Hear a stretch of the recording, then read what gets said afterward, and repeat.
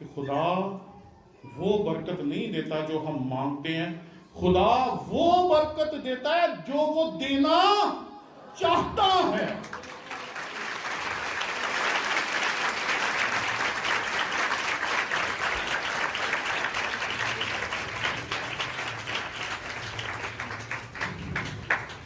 ہم اتنا مانگ ہی نہیں سکتے، ہمارا دماغ اتنا بلندی پہ جا ہی نہیں سکتا، ہماری سوچ اتنی بڑی ہے ہی نہیں، جتنا بڑا وہ دے سکتا ہے، جتنا زیادہ وہ دے سکتا ہے، ہم اتنا مانگتے ہی نہیں۔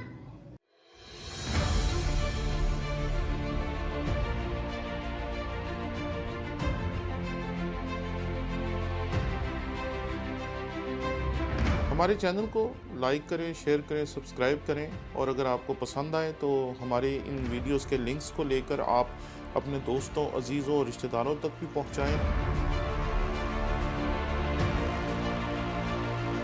تاکہ ان لوگوں تک بھی خدا ان کا کلام پہنچانے میں آپ ہمارے ساتھی ہو سکیں جو شاید ہمارے چینل کو بھی نہیں دیکھتے یا مجھے نہیں جانتے، اور شاید انہوں نے آج تک ہمارے چینل کو دیکھا نہیں ہے، تاکہ وہ بھی ہمارے چینل کو لائک کریں، شیئر کریں، سبسکرائب کریں، تاکہ وہ بھی خدا ان کے کلام کو سیکھنے کے اس سلسلے میں شریک ہو سکیں۔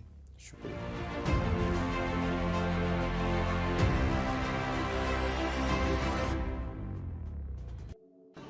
ہر انسان جب بھی کسی چیز کو دیکھتا ہے، کسی واقعے کو دیکھتا ہے یا کسی انسان کو دیکھتا ہے، تو وہ اسے اپنی سوچ، اپنی عقل اور اپنے ارادے کے مطابق دیکھتا ہے۔ جو آپ کا ذہن ہے، جیسی آپ کی سوچ ہے، جیسا آپ روزمرہ زندگی میں ہیں، اسی سوچ کے تحت آپ ہر چیز کو دیکھیں گے اور ہر چیز کا جائزہ اسی طریقے سے لینے کی کوشش کریں گے۔ جب آج صبح میں اس واقعے کو دیکھ رہا تھا تو میں حیران تھا کہ یہ سارے کا سارا واقعہ جو ہے ہماری سوچ، ہماری توقعات اور ہماری مرضی جو ہے اس سے بالکل الٹ ہے۔ میں دیکھ رہا تھا کہ خداوند کے کلام میں واضح طور پر ایسی باتیں کہی گئیں جو کہ شاید بڑی عجیب آپ کو معلوم ہوں گی۔ مسیح خداوند جب ابھی بیتنیہ میں نہیں آیا تو اسے پیغام بھیجا گیا جو لازرس کی بہنوں نے بھیجا 3 آیت میں، کہ تیرا جو پیارا ہے، تیرا جو پیارا دوست ہے وہ بیمار ہے، اور وہ چاہتی تھی کہ مسیح خداوند آئے یا وہیں سے حکم کرے یا وہیں سے دعا کرے اور اسے ٹھیک کر دے، لیکن مسیح خداوند نے ایسا کچھ بھی نہیں کیا۔ ہم اپنی زندگی میں اکثر اسی طرح کی توقعات لیے ہوئے ہوتے ہیں، ہم کہتے ہیں خداوند یہ کر دے، اور ہمیں جواب ویسا نہیں ملتا۔ پھر ہم یاد کرتے ہیں کہ ہم نے دعا کی اور خدا نے ہماری نہیں سنی، ہم نے روزے رکھے اور خدا نے ہماری نہیں سنی، ہم نے خداوند کے حضور دعائیں کر کے خداوند سے کہا ایسا کر دے، لیکن خداوند نے ایسا نہیں کیا۔ چند روز پہلے ایک بیٹی کی مجھ سے بات چیت ہو رہی تھی تو اس نے مجھے کہا، میں جب بھی خداوند کی تابعداری کرتی ہوں تب بھی خداوند میرے ساتھ ٹھیک طرح سے نہیں چلتا۔ میں نے کہا آپ کتنی دیر دعا کرتی؟ تو پتہ چلا جی 5 منٹ، 7 منٹ، 10 منٹ، کبھی کبھی۔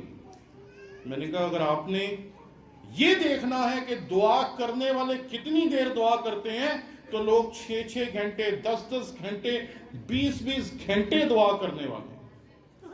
میں نے کہا آپ کے 10 منٹ، 5 منٹ اور 15 منٹ کے بعد تو خدا کے سامنے کھڑی ہو گئی کہ میں نے اگر خدا کو 5 منٹ دے دیے اپنے سارے دن میں تو خدا کو میری دعا کو سننا پڑے گا۔ اگر میں نے 2 منٹ خداوند سے دعا کر لیے تو خداوند کو میری دعا کو سننا چاہیے۔ میں کہا ایسے نہیں ہو سکتا۔ ان بہنوں نے بھی خداوند کو یہی کہا تھا، لیکن مسیح خداوند نے ان کی بات کو نہیں سنا۔ اور آگے چلتے ہیں، پھر مسیح خداوند کو جب پتہ چل جاتا ہے کہ لازرس جو ہے اب وہ اس دنیا سے جا چکا ہے اور اسے مرے ہوئے 2 دن سے زیادہ ہو چکے ہیں، تو پھر مسیح خداوند سفر کرتا ہے اور اس کی ایک بہن مسیح یسوع کو بھاگ کے ملتی ہے اور وہ اسے کہتی ہیں، اے خداوند تو یہاں ہوتا تو میرا بھائی نہ مرتا۔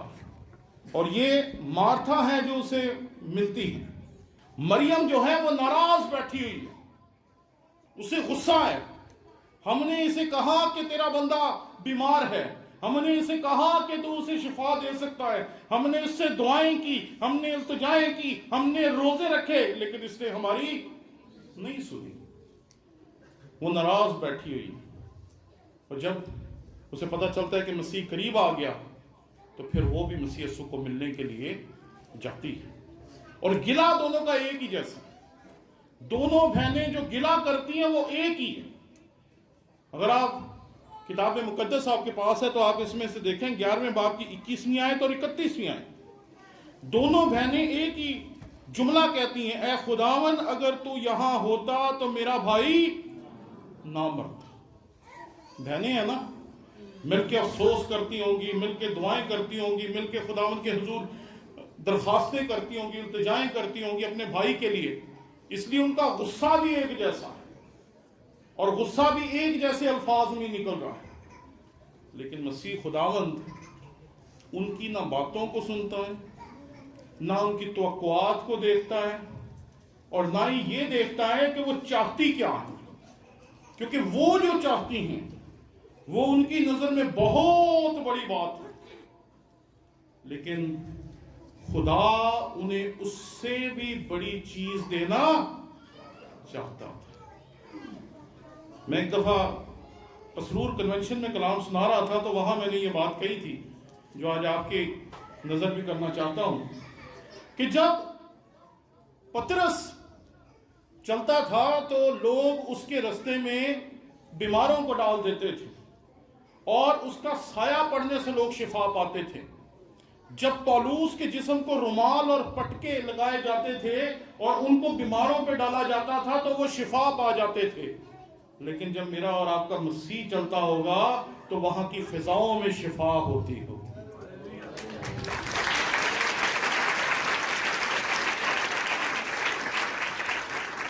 یہ بہنیں پریشان تھیں کہ یہ چلتے چلتے لوگوں کو شفا دے دیتا ہے، چلتے چلتے لوگوں کو صحت مند کر دیتا ہے، کوڑیوں کے کوڑ دور کر دیتا ہے، بیماروں کی بیماریاں دور کر دیتا ہے، جن کی آنکھیں نہیں ان کو آنکھیں بخش دیتا ہے، جن کے کان نہیں ان کو سماعت دے دیتا ہے، جن کا ہاتھ چھوٹا ہے ان کا ہاتھ ٹھیک کر دیتا ہے۔ تو یہ اس اپنے دوست کو ٹھیک کرنے کے لیے کیوں نہیں پہنچا؟ اس نے کیوں اس کے لیے دعا نہیں کی؟ وہ مرے ہی نہ۔ لیکن مسیح خداوند کو پتا تھا کہ اس کی موت جو ہے وہ دراصل خداوند کے نام کو جلال دینے کے لیے۔ اور اگلا واقعہ جو اس پورے منظر میں دکھائی دیتا ہے، اس پہ اکثر بعض لوگ ہمیں کہیں گے کہ بھئی آپ کا خدا تو روتا بھی ہے، آپ کا خدا تو آنسو بھی بہاتا ہے، آپ کے خدا کو تو رونا آ جاتا ہے، یہ کیسا خدا ہے جو رو رہا ہے، یہ کیسا خدا ہے جو آنسو بہا رہا ہے۔ جب آپ 39ویں آیت دیکھیں گے تو مسیح خداوند جو اس گھرانے کو پیار کرتا ہے، لگتا ہے کہ یہ مارتھا اور مریم مسیح یسوع کی بہنیں بنی ہوں گی اور وہ اس کو ویسے ہی پیار کرتی ہوں گی جیسے لازرس کو پیار کرتی ہیں۔ اور مجھے لگتا ہے کہ ہمارے مشرقی معاشرے میں اکثر ہمارا جب کوئی رشتہ دار آتا ہے تو ہم یہ بھول جاتے ہیں کہ وہ مرد ہے یا عورت ہے۔ جب کوئی فوتگی ہوئی ہوتی ہے تو ہم سب ایک دوسرے کو گلے ملا کر رونا شروع کر دیتے ہیں۔ مجھے لگتا ہے کہ یہ عورتیں مسیح یسوع کے پاس آئیں اور انہوں نے مسیح یسوع کے گلے لگ کے رونا شروع کر دیا، اور ان کا رونا دیکھ کر، ان کا دکھ دیکھ کر، ان کا کرب دیکھ کر مسیح یسوع کی بھی آنکھوں سے آنسو بہہ نکلے۔ اس لیے نہیں کہ وہ کچھ کر نہیں سکتا تھا، یہ بات یاد رکھیں، اس لیے وہ نہیں رو رہا تھا۔ میں اور آپ جب روتے ہیں تو ہم اس لیے روتے ہیں کہ ہمارا جو عزیز مر گیا، ہم اس کے لیے کچھ نہیں اب کر سکتے۔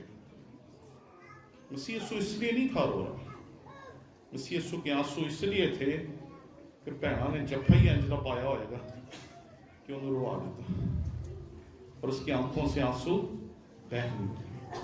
لیکن اس کے بعد وہ کیا کہتا؟ وہ اس سے بھی خوبصورت بات ہے. وہ کہتا ہے قبر کے اوپر سے پتھر ہٹا دو. اگر وہ قادر مطلق خدا ہے، اگر وہ کامل خدا ہے، تو وہ کامل انسان بھی ہے. کامل خدا ہوتے ہوئے وہ لازرس کو زندہ کرنے کے لیے آیا تھا، اور کامل انسان ہوتے ہوئے وہ اپنی ان بہنوں سے ملا، اپنے ان عزیزوں سے ملا جو وہاں پر جمع ہوں گے. اور جب اس نے ان کے آنسو دیکھے، ان کا دکھ دیکھا، ان کا کرب دیکھا، تو اس کے آنسو بہہ نکلے. اور ایک اور بڑی خوبصورت چیز ہے کہ مسیح یسوع نے جب کہا کہ اس کے اوپر سے، قبر کے اوپر سے پتھر کو ہٹا دو، عید قیامت مسیح آنے والی ہے، اس کے اوپر بڑی اس کے اوپر بحث ہوگی اور بہت دفعہ اس پہ کلام سنایا جائے گا کہ عورتوں کی ذمہ داری ہوتی تھی کہ وہ جا کر جو جسم ہوتا تھا اس کو خوشبوئیں لگاتے تھے. تیسرے دن یقیناً جیسے مسیح یسوع کی قبر پہ عورتیں گئی تھیں، لازرس کی قبر پہ بھی اس کی بہنیں گئی ہوں گی. انہوں نے اس کے جسم کے اوپر جو یہودی شریعت کے مطابق وہ مسالے لگاتے تھے وہ لگائے ہوں گے، اور وہ مسالے لگاتے ہوئے جو اس سے تعفن اٹھتا ہوگا، جو بدبو آتی ہوگی، وہ سب انہوں نے محسوس کی تھی. اس لیے جیسے ہی مسیح یسوع نے کہا کہ قبر پہ سے پتھر ہٹا دو، تو انہوں نے کہا کہ اس سے تو اب بدبو آتی ہے. جب میں دیکھ رہا تھا کہ انسانی زندگی میں یہ بات بڑی اہم ہے کہ آپ رشتوں کو نبھاتے نبھاتے نبھاتے نبھاتے نبھاتے نبھاتے جب اس دنیا سے چلے جاتے ہیں، تو بعض رشتوں میں سے تو اس دنیا کے جانے کے بعد بدبو آتی ہے. بعض رشتے ایسے ہوتے ہیں جب آپ اس دنیا میں ہوتے ہیں تو اس دنیا میں ہی بدبو آنا شروع ہو جاتی ہے. ان لوگوں کا کردار ایسا ہوتا ہے، اخلاق ایسا ہوتا ہے، وہ اتنے زیادہ غلیظ زندگی اس دنیا میں گزارتے ہیں کہ آپ کو اس زندگی میں ہی ان سے بو آنا شروع ہو جاتی ہے. آپ اس زندگی میں ہی ان لوگوں کو ملنا نہیں چاہتے. خدا کرے کہ آپ لوگ جو آج خداوند کے کلام کو سن رہے ہیں، آپ کی اور ہماری زندگی کبھی ایسی نہ ہو اس بہن کو اپنے بھائی کی لاش کے مرنے کے بعد اس سے بدبو آ رہی ہے. کبھی ہمارے ساتھ ایسا نہ ہو کہ ہماری زندگی اتنی غلیظ ہو، اتنی گھٹیا ہو، اتنی گھنونی ہو، اتنی نفرت انگیز ہو کہ ہماری زندگی سے ہی لوگوں کو ہم سے بو آنا شروع ہو جائے، اور وہ ہم سے دور رہنا شروع کر دیں، وہ ہمیں نظر انداز کرنا شروع کر دیں، اور ہم سے پیچھے ہٹنا شروع ہو جائے. لیکن انسان ہے، اور ہزاروں مرتبہ ہم ایسی غلطیاں کرتے ہیں جس کی وجہ سے لوگ موت کا انتظار ہی نہیں کرتے، وہ اسی زندگی میں ہمیں چھوڑ جاتے ہیں. اس واقعے کی طرف واپس لوٹتے ہیں. مارتھا اور مریم، ان دونوں کی درخواست بالکل سادہ تھی. ان کی تھی خداوند تو اسے اس بیماری سے شفا دے دے. لیکن یہ نہیں سمجھتی تھی کہ مسیح یسوع انہیں اس سے بھی بڑا تجربہ دینے والا ہے، اور مسیح خداوند نے اس سے بھی بڑا انہیں تجربہ دیا. وہ صرف چاہتی تھی وہ ٹھیک ہو جائے، شفا پا جائے، صحت مند ہو جائے، بات ختم. انہوں نے کبھی سوچا ہی نہیں تھا کہ وہ مردوں میں سے زندہ کیا جائے گا، اور مسیح خداوند جب حکم دے گی کہ لازر باہر نکلا تو وہ زندہ ہو کے باہر نکل آئے گا. انہوں نے سوچا ہی نہیں تھا. انسان ہے نا، انسان ہمیشہ دیکھی ہوئی چیزوں پہ یقین رکھتے ہیں، ان چیزوں پہ یقین رکھتے ہیں جو ہمارے دماغ کے مطابق ممکن ہیں. جو ہمارے دماغ کے مطابق ممکن نہیں، ہم ان چیزوں کو قبول ہی نہیں کرتے. ہم سمجھتے ہیں ایسا ہو ہی نہیں سکتا. اور کئی مرتبہ خدا وہ کرتا ہے جو ہم نے سوچا نہیں ہوتا. نہ مارتھا نے یہ سوچا تھا، نہ اس مریم نے یہ سوچا تھا کہ ایسا ہو جائے گا۔ زکریا کاہن ہے، اور کاہنوں کی جماعت میں اس دفعہ اس کی باری آئے کہ وہ خداوند کی خدمت کرے۔ وہ جب بھی خداوند کی خدمت کرتا ہوگا زکریا کاہن، تو وہ خداوند کو کہتا ہوگا، خداوند میں سب کے لیے برکتیں مانگتا ہوں، میں اپنی قوم کے لیے برکتیں مانگتا ہوں، میں اپنے لوگوں کے لیے برکتیں مانگتا ہوں، میں اپنی نسل کے لیے برکتیں مانگتا ہوں، لیکن میری تو اولاد ہی نہیں۔ اور خدا نے جب اسے اولاد کا تحفہ دینے کے لیے فرشتہ اس کے پاس بھیجا، اس نے اس کا یقین ہی نہیں کیا۔ اس نے کہا ایسا ہو ہی نہیں سکتا۔ اور آپ جانتے ہیں کہ فرشتے نے کہا کیونکہ تو نے شک کیا، اس لیے جب تک وہ بچہ پیدا نہ ہو جائے تو چپ کا رہے۔ اسے گونگا کر دیا گیا۔ سارا ہے، سارا اور ابراہیم جسے ہم ایمانداروں کا باپ کہتے ہیں، ساری عمر ان کے ساتھ خدا وعدہ کرتا ہے کہ آسمان کے ستاروں جتنی تمہاری اولاد اور نسل ہوگی، زمین سمندر کے کناروں کی ریت جتنی تمہاری اولاد ہوگی۔ ذرا سوچیں، ابراہیم جب آسمان کے ستارے دیکھتا ہوگا، وہ کہتا ہوگا خدا نے تو اتنے بچے دینے کا مجھ سے وعدہ کیا ہے۔ اتنی ریت دیکھتا ہوگا تو وہ کہتا ہوگا جتنے ریت کے ذرے ہیں اتنے دینے کا خدا نے مجھ سے وعدہ کیا ہے۔ وہ سوچتا ہوگا، اڑتا ہوگا، اور اس کا یہ سارا کچھ ہمیں دکھائی دیتا ہے کہ جب وہ اپنی لونڈی کے ساتھ بیاہتا ہے اور اس سے اس کی اولاد آگے ہوتی۔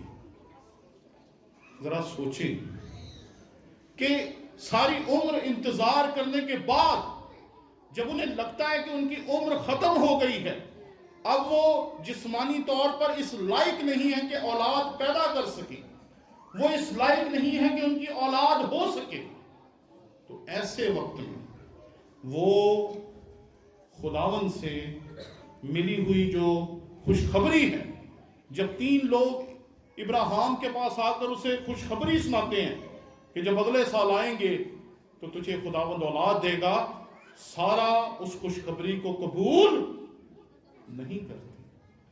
وہ ہستی ہے، اپنی حالت کو وہ جانتی ہے کہ میں جسمانی طور پر اب اس لائق نہیں کہ اولاد ہو سکے۔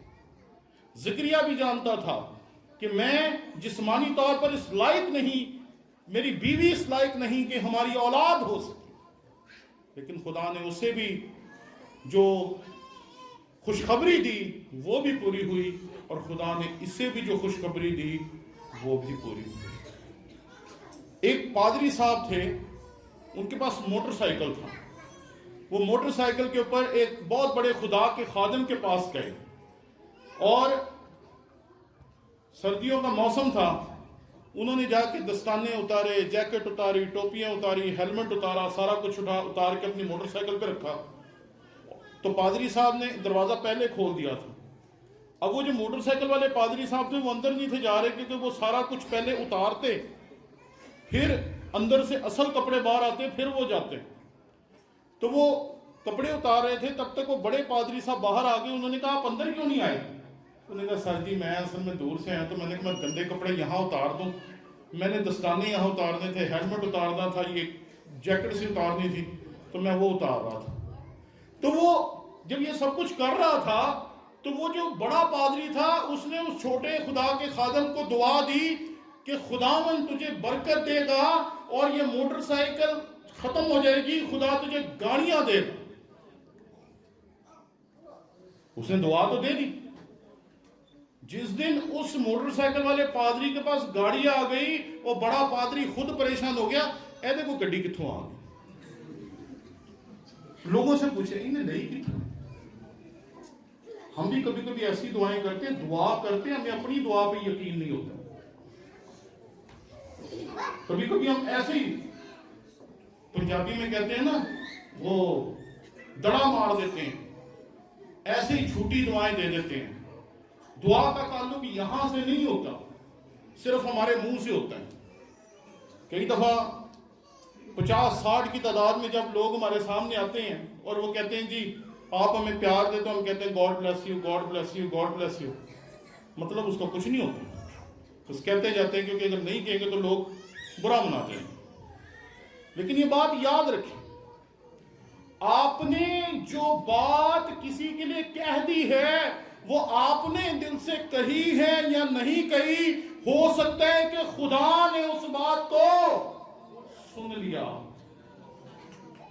اس پادری نے جب اس چھوٹے پادری کو کہا تھا خدا تجھے کار دے گا، اس نے دل سے یہ بات نہیں کہی تھی، لیکن دینے والے نے اس بات کو دل سے قبول کر لیا۔ ہم ہمیشہ چھوٹی چیزیں مانگتے ہیں، چھوٹی چیزیں، بس بیماری چلی جائے باقی ٹھیک ہے، شوگر ٹھیک ہو جائے باقی ٹھیک ہے، تھوڑی سی چھوٹی سی درخواست ہوتی ہے ہماری۔ ایک ماں تھی، وہ اکثر اپنے بچے کے لیے دعا کرتی ہوتی تھی کہ خداوند میرے بیٹے کو موٹر سائیکل لے دے۔ غریب لوگ تھے، آج سے 30-40 سال پہلے غربت بہت تھی مسیحیوں کے پاس، مسیحی جو تھے ان کے پاس بہت برے حالات تھے۔ اگر آپ نہیں جانتے تو آپ اپنے دادا پردادا یا بزرگوں سے پوچھیں، یا جو بہنیں ہیں، جو بھائی ہیں، جو عمر رسیدہ ہیں، ان سے ذرا پوچھیں کہ مسیحیوں کی کیا حالت تھی۔ تو جب بھی دعا کرنی، اس عورت نے کہنا خداوند میرے بیٹے کو موٹر سائیکل دے دے، خداوند میرے بیٹے کو موٹر سائیکل دے دے۔ وہ ساری عمر موٹر سائیکل کی دعائیں کرتی رہی، لیکن جب خدا نے اس کے بیٹے کو گاڑیاں دی، پھر اس کے بیٹے کو یاد آیا کہ خدا وہ برکت نہیں دیتا جو ہم مانگتے ہیں، خدا وہ برکت دیتا ہے جو وہ دینا چاہتا ہے۔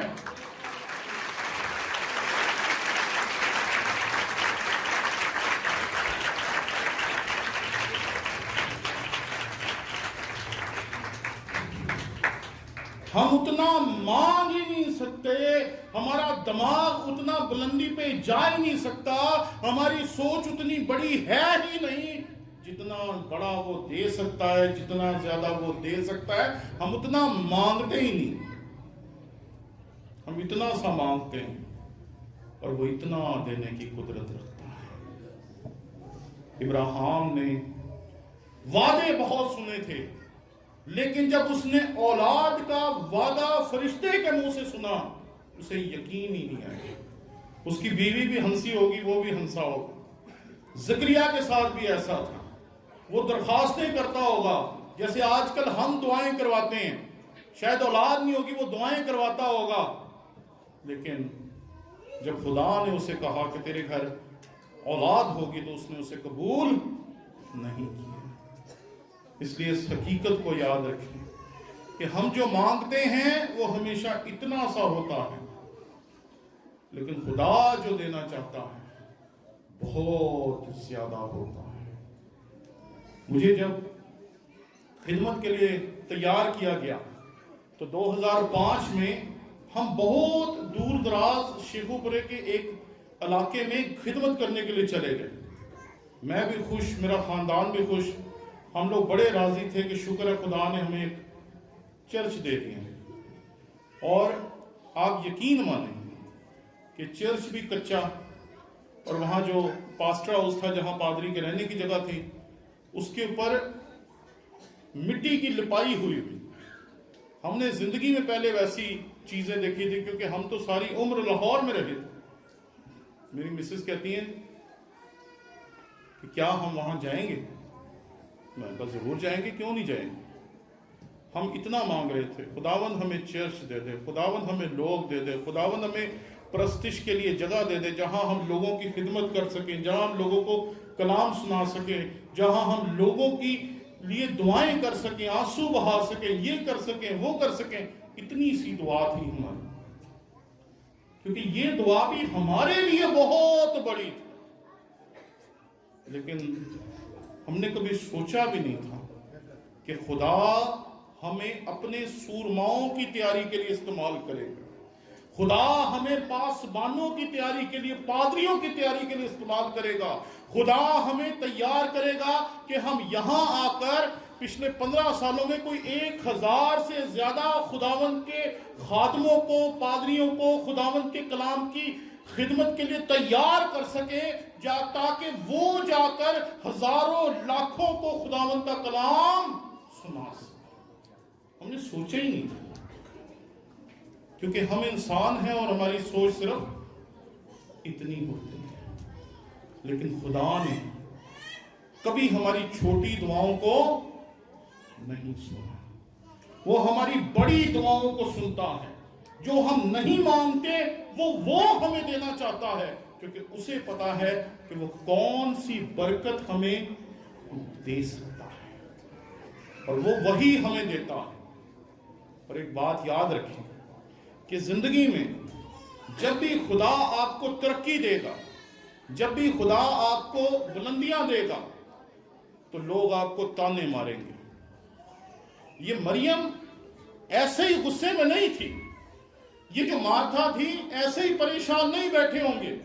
इन्होंने बड़े मान से कहा होगा, हम मसीह को कहेंगे, वो वहीं से दुआ करेगा, तुसी देखना होने या ठीक हो जाएगा। उन्हें मान होगा मसीह पे।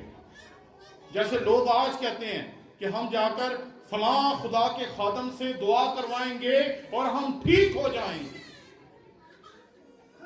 इसी मान के साथ उन्होंने मसीह खुदावन को पैगाम भेजा होगा, और मसीह खुदावन जो था वो उनका मान रखता, या उनको वो बड़ी बरकत देता जो उनको देना चाहता था। वो उन्हें ये तजर्बा नहीं था देना चाहता कि किसी अंधे की आंखें खुल गई, किसी बहरे के कान ठीक हो गए, किसी की टांगें ठीक हो गई, किसी के बाजू ठीक हो गए। वो उन्हें ये तजुर्बा देना चाहता था कि 3 दिन कब्र के अंदर रहने के बाद चौथे दिन जब उस लाश में से बो आ रही है, जिसे उसकी बहन बर्दाश्त नहीं कर पा रही, उसके अजीज बर्दाश्त नहीं कर पा रहे, खुदा उसको भी शिफा दे सकता है, खुदा उसे भी जिंदा कर सकता है।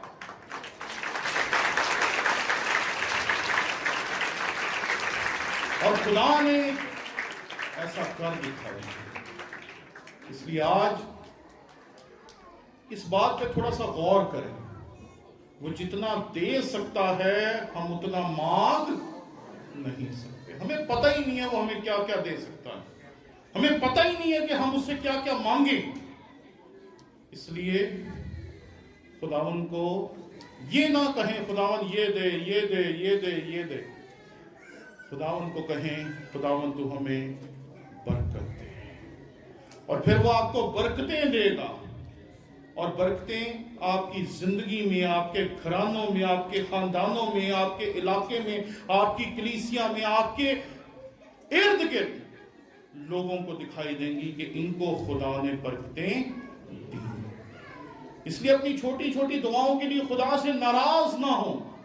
मैंने खुदा से दुआ मांगी, उसने जवाब नहीं दिया, मैंने खुदा से दुआ मांगी, उसने जवाब नहीं दिया। अरे जब वो जवाब देगा तो आपको वो अपनी छोटी सी दुआ कभी याद भी नहीं आएगी। जब लाजरस कब्र में से बाहर निकल आया होगा तो मरियम और मार्था ये नहीं सोच रही होंगी इन्हें साड़ी दुआई नहीं, साढ़े लिए दुआई नहीं की थी, इन्हें साढ़े भरा ने नहीं ठीक किया, बल्कि वो भाग कर अपने जिंदा भाई से लिपट गई। इसलिए ये बात याद रखें कि खुदावन आपके खानदानों को, आपके घरानों को बहुत ज्यादा देने की कुदरत रखता है, लेकिन हम मांगते हमेशा थोड़ा है। इसलिए उसे कहें कि खुदावन तू जो मेरी औलाद को देना चाहता है, जो मेरे खानदान को देना चाहता है, जो मेरी नस्ल को देना चाहता है, जो मेरी कलीसिया को देना चाहता है, जो मेरे मसीही बहन भाइयों को देना चाहता है, जो मेरे इलाके को देना चाहता है, तो अपनी जनाब के मुताबिक अता कर। हमारी सोच के मुताबिक नहीं, हम हमेशा छोटी दुआ मांगते हैं, वो हमेशा बड़ी बरकत देता है। इसलिए हमेशा उससे सिर्फ बरकत मांगे।